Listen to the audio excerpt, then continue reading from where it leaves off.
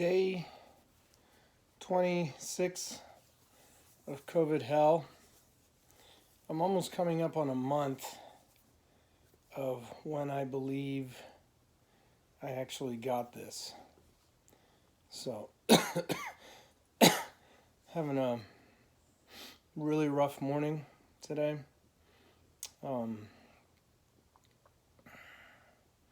Breathing's been kind of tough. I'm very phlegmy. And my throat still got some lingering throat issues going on. Don't know what that's all about, but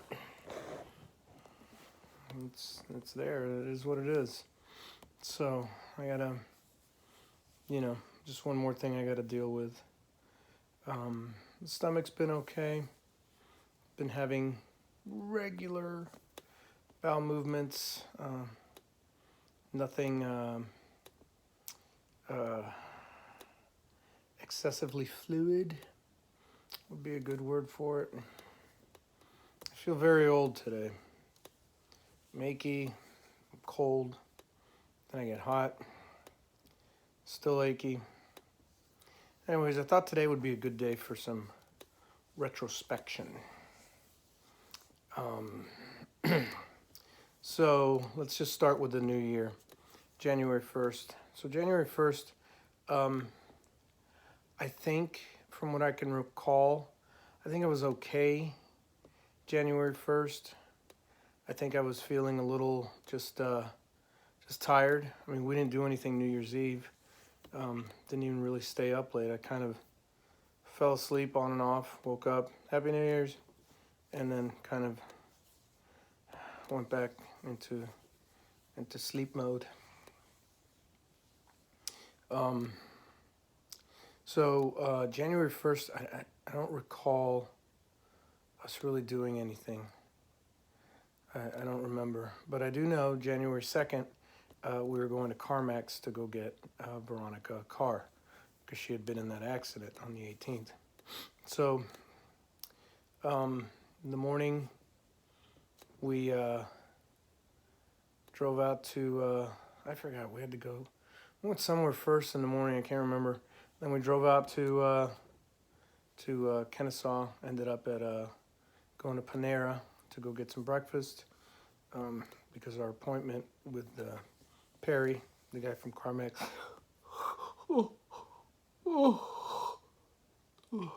Sorry, yawning hurts a lot. Oh.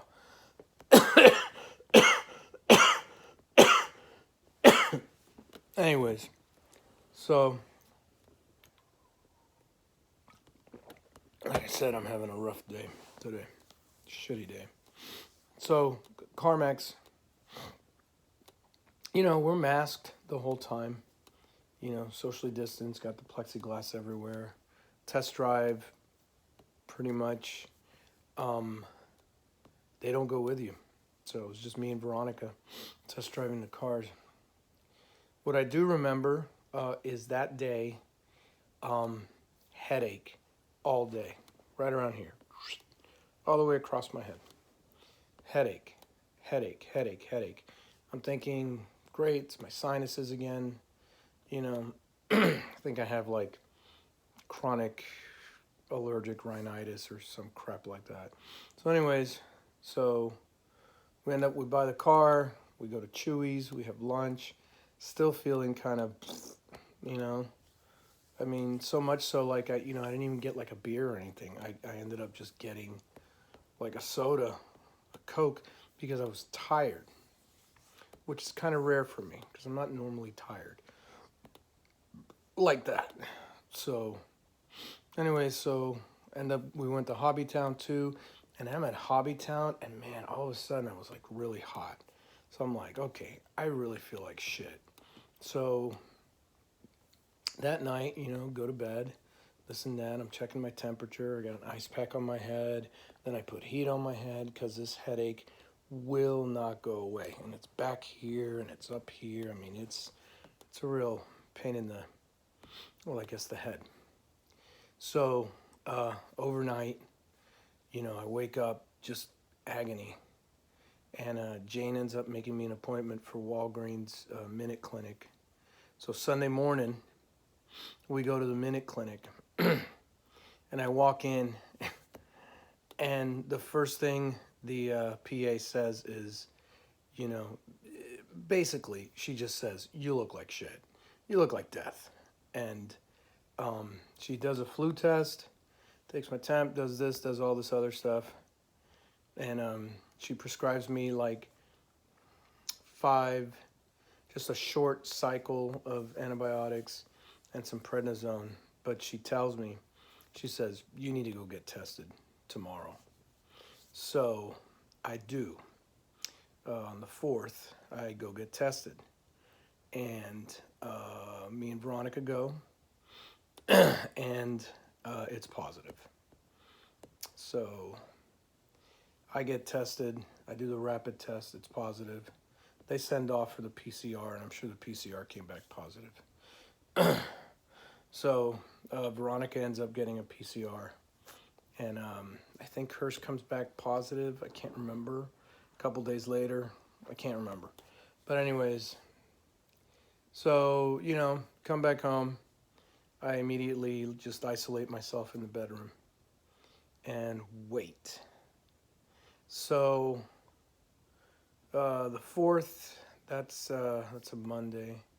So the 4th, the 5th, the 6th, the 7th, I during the day, I'm feeling okay. I'm taking my medicine, I'm walking around, I'm doing this, I'm doing that. Set up an appointment with my primary care specialist, and everything's okay. I'm feeling all right. Nighttime is hell.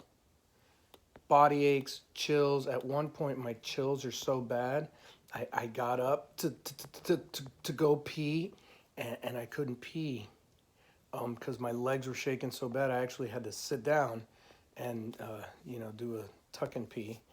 But so Monday, Tuesday, Wednesday, Thursday, things are really starting to go downhill quickly.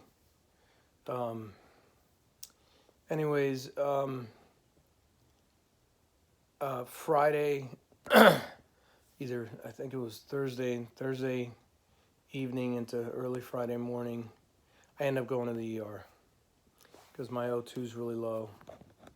I go to the ER. They do some X-rays. I got pneumonia, and so they give me some Tylenol, and that's it. At this point, my primary care specialist has already prescribed Cefnadire, which is a antibiotic, prednisone, the breathing treatment, albuterol, nebulizer. Just little by little, just the works. I'm also taking my zinc and vitamin C and vitamin D3 and all this and all that, and but I'm slowly starting to decay here. Anyways, so now it's Saturday afternoon. Jane is like, let's go to the hospital, and I fight it because I'm an idiot. And Jane basically, I tell her, I said, I don't want to die in some freaking hospital bed all by myself. I just die here at home, surrounded by family.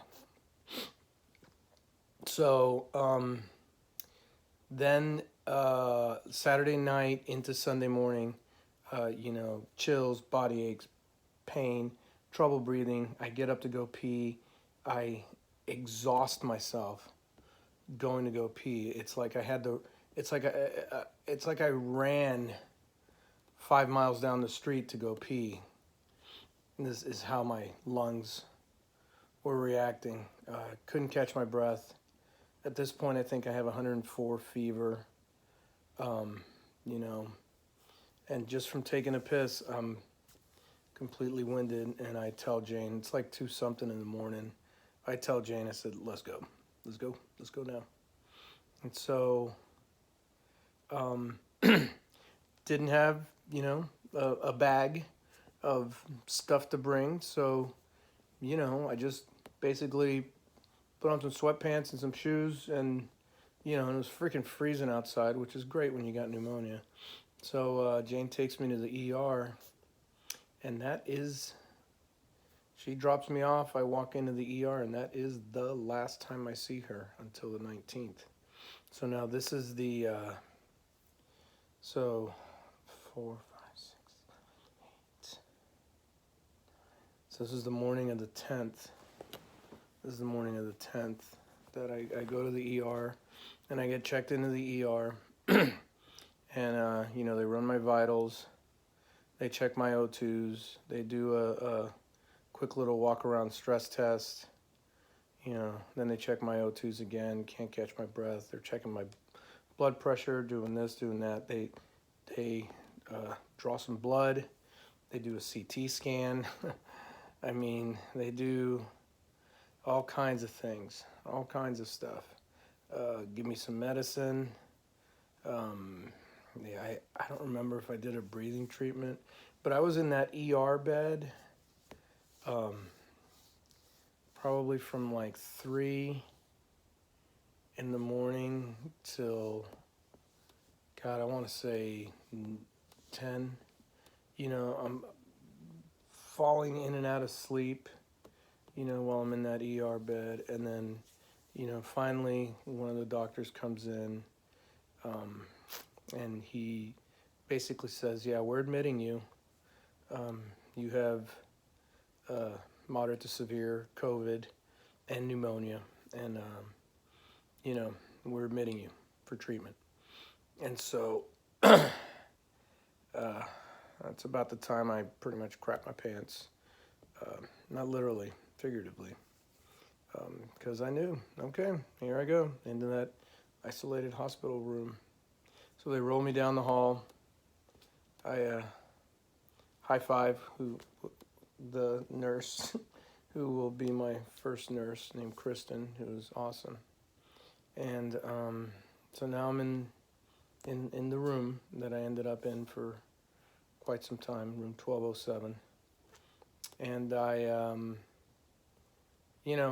I'm just, I don't know how severe or how not severe my case is at this point. I have no idea. All I know is, now I got an, IV plug stuck in my arm. I got somebody coming in, shooting me in the stomach with injections. I got, the IV things set up right next to me, and I got hoses coming out of my nose. So, at this point, I'm thinking, damn. Now, the nurse comes in, and she starts, asking me all these questions and this and that, going over all the medicines and stuff like that.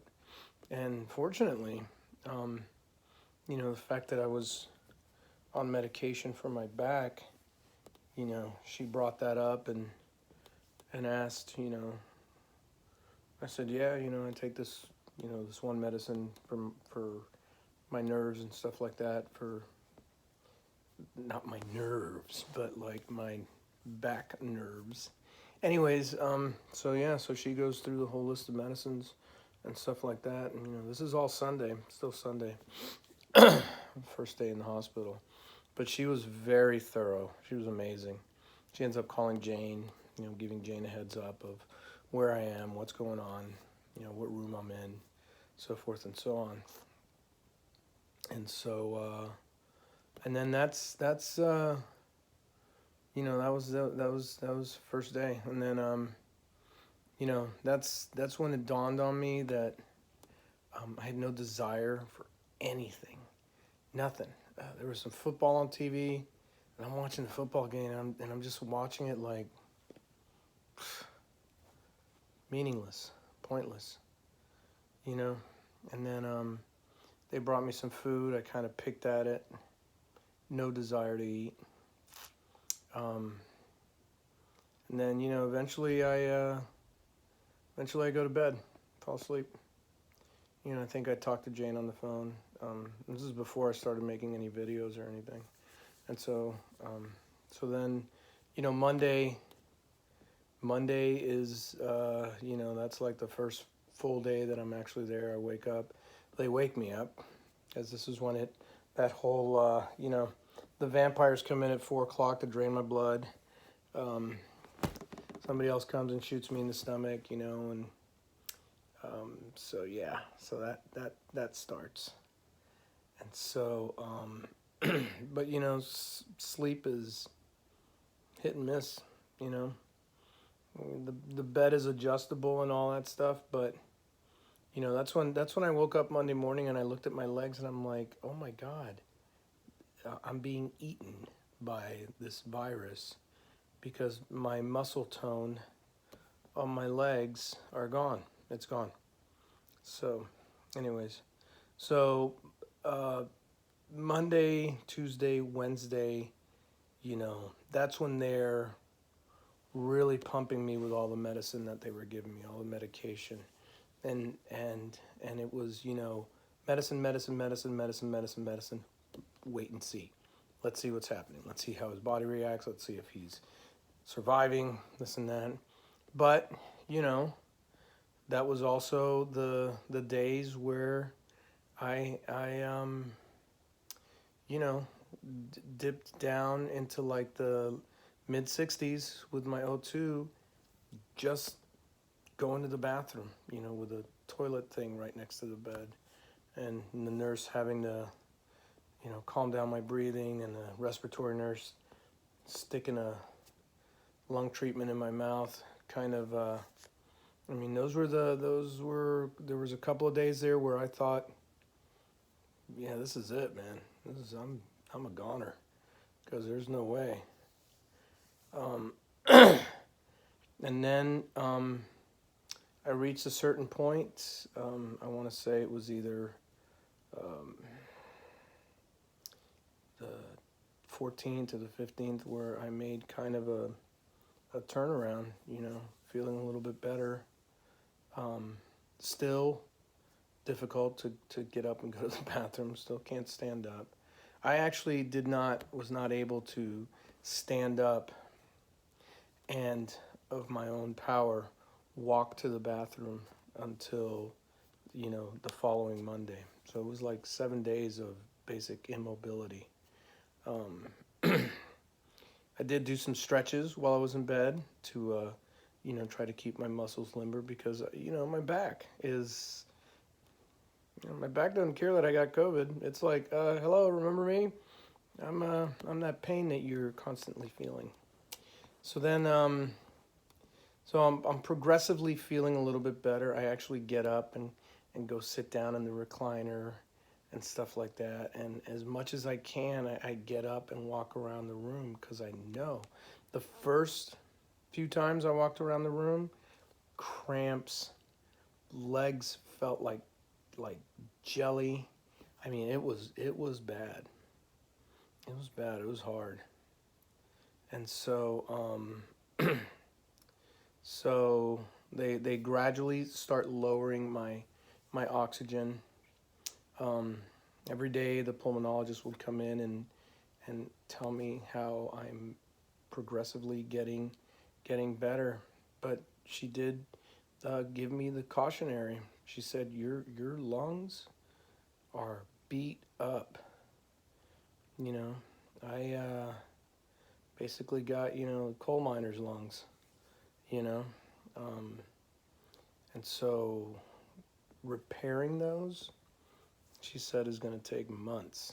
It's going to take months because lungs, the tissues actually do a very good job, obviously, because since they are the carriers and movers of oxygen and oxygenated blood and so forth and so on.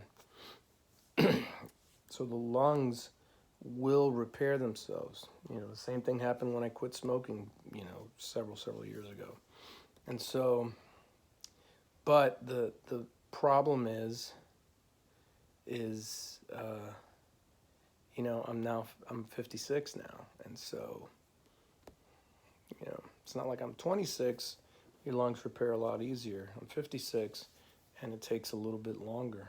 So, um, so it came down to like on the 18th or the 19th. Sorry. The night of the 18th, I kind of had a suspicion that I was leaving the next day, and I was very nervous and apprehensive. I actually like packed and repacked all my stuff because I had a care package from Danielle. I had my one of my backpacks full of stuff that Jane had packed for me and George had dropped off for me. I had, my Hinge Health Amazon Fire that they had brought for me. I had all this stuff, I had a bag of all the well-wishers from Knox and Teasley. And so so I like packed and repacked things and kind of minimized, how much stuff I had to carry out because I had no idea. I'm like, shit, am I gonna have to carry all this stuff?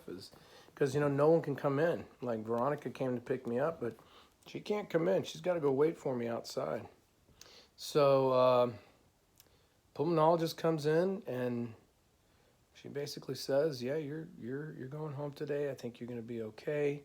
You got people that are gonna be able to care for you at home, and which brought to mind the fact that there are people who don't have someone to care for them at home, and that's a crying shame because there are people who there's 160 beds, so there's people who are a little better off than me and a lot more people that were worse off than me, and those people may or may not have someone to care for them at home, and that's tragedy compounded. So she dismissed me, and one of the therapists came in to walk me around a little bit and do my walking test, and my oxygen levels were staying around 93, 94. And she said, yeah, I think you're going to be good to go with no oxygen. It crapped my pants when she said I'm not going to have any oxygen, but I'm like, okay, well, you're the expert. So my big thing was not so much my lungs. I mean, yes, my lungs are damaged right now.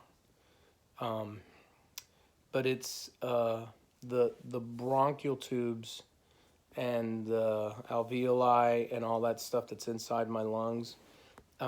That's the asthma part of it. That, like, if I didn't have asthma, my lungs, I would have probably been released, after like 5 days, because the bronchodilation of, basically the choking, the closing up of the bronchioles based on the asthma, which is triggered by the pneumonia, which is triggered by the COVID. So it's like a cause and effect. That really is what kept me in the hospital, longer, was the whole, that trilogy of COVID, pneumonia, and asthma all together. And I think, I got home on the 19th, made it up the stairs, and I've been, in the den. Most of the time I get up and I walk around. I do some laps around the kitchen and keeping room, living room area, just to get my lungs moving. I use my torture device. But still, nighttime is hell. I go to bed and I feel really good. I fall asleep nicely, this and that. But right around 4 o'clock, I wake up and it's just package right here, pain right here. I start coughing. I get very globby. Got to use my inhaler. And so that's every day. That's every day right now. And my O2s are decent, but consistently they haven't been above 94, you know, and so there's still that. My lungs and bronchioles are still working to move oxygen through my body. And then the fact that I have not been as mobile, uh, my my feet actually, I wake up and my feet actually cramp up, which is not good. So I got to get up and stretch those and stretch my calves, stretch my quads, stretch my hamstrings, stretch my back, you know, do all that stuff before I can even get up in the morning because I can't walk when I first, like, if I just get up and try to walk, I'll fall because my feet have no, because of the cramping, whatever it is that's going on down there, my feet have no sense of mobility and balance. So, yeah, so that's fun. So, anyway, so here I am, day 26. I'm healing, but it's taken a long time. It's taken a long time. So, anyways, thanks for listening. Hit subscribe. I don't know. Is there a subscribe button? I'm not sure. I'm not a YouTuber, so. But anyways, here's Maggie. She's my buddy. Hey pal, how you doing? Anyways, don't get this. Don't get this. Do the right thing. Take care of yourselves. Social distance. Wear masks. Quit freaking complaining. Just, you know, we got to get out of this mess. And complaining about taking precautionary measures is just stupid. So don't get this, because this sucks. It really does. Okay, that's enough. I will talk to you guys tomorrow, maybe.